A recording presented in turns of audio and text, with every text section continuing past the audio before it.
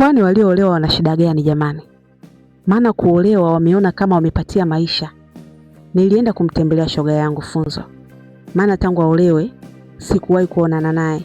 Kila siku anajifanya yuko bize. Nikimpigia simu, nataka kuja kukuona udugu, ananikwepa. Alidhani sipajui anakoishi. Kumbe mwenzake ramani zote ninazo. Kuna siku nikamfanyia surprise. Yaani pap, nipo mlangoni kwake. Nikagonga mlango, nikasikia pita. Hakujua ni nani anayegonga. Basi nikaingia. Nikakuta shoga kakaa chini, mume wake anamfumua nywele. Nikasema lo, kuisha habari yako. Maana shoga yangu ninavyomjua kwa kuroga. Kashamchota kaka wa watu. Maisha yangu yote sijawahi kufumuliwa nywele na mwanaume. Hata walivyoniona hawakuacha, wakaendelea kufumuana nywele. Basi kama mnavyojua wenzangu, ukiingia ndani kwa mtu lazima upepese macho kidogo kuona yaliyomo yamo. Kumbe shoga alikuwa hataki nipajue kwake, maana hali ya vitu sio kama nilivyodhani. Alafu mwenyewe amejiachia kama vile wapo sehemu za majuu. Kidogo nicheke, ila nikavunga tu. Basi nikakaa mpaka walipomaliza kufumuana nywele. Ndo shoga kainuka kuingia jikoni kupika. Yaani anaonekana kabisa kanuna, nakwambia hana furaha. Hajaridhika kabisa mimi kwenda pale. Akapika chakula, tukala. Mara giza likaingia. Shemu akaniomba nilale tu, nitaondoka kesho yake. Ila shoga alikuwa tayari niondoke hata na giza. Ila sio kulala kwake.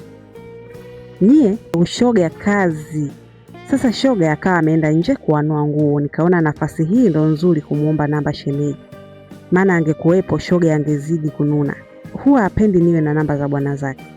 Bwana tu yani sembuse mume. Basi shemu hana noma, akanipa namba. Nikampigia, akapata namba yangu. Basi nikalala zangu, siku ya pili nikaondoka zetu kwetu. Nilipofika nyumbani nikamtumia shemu message kwamba nimefika salama, akasema sawa. Sasa shemu ndo akawa kama rafiki yangu kuliko yule shoga yangu. Tulikuwa tunaendelea kuwasiliana kila siku. Kuna siku nikaona ujumbe tofauti kidogo kutoka kwa shemu. Mambo mpenzi wangu, wakati sio kawaida yake. Nikasema nikajibu poa. Akasema nimekumisi, mbona hauji kututembelea tena? Nikamjibu nitakuja tu shemu. Akaomba niende weekend kama siku ile, yani siku alikuwa nyumbani, kwa hiyo akaomba niende weekend kama siku ile. Kweli ilipofika Jumapili nikasuka nywele zangu mwenyewe vizuri, nimependeza, nikajiandaa nikaenda. Sikumwambia yule shoga. Kufika pale nikawakuta wadada tu, akiwemo na huyo shoga yangu. Shemu hayupo. Basi ghafla wakanivamia, wakaanza kunipiga, wakinishtumu, unataka kuvunja ndoa yangu, sijui nini. Walinipiga sana. Nikabaki na shangaa. Nikamuuliza sasa kosa langu ni nini? Mpaka kualika watu kuja kunipiga. Nimekukosea nini? Eti ulipataje namba ya mume wangu? Na kwa nini unamtumia message kila mara? Unahitaji nini kutoka kwake? Jamani. Eti kisa mwanaume akanigeuka mimi shoga yake. Kama vile hanijui. Kumbe muda wote ule nilivyokuwa na chati, nilikuwa na chati na yeye. Nilipotoka pale nikasema huyu shemu labda asiingie kwenye anga zangu. Moyo uliniuma sana kwa yaliyotokea.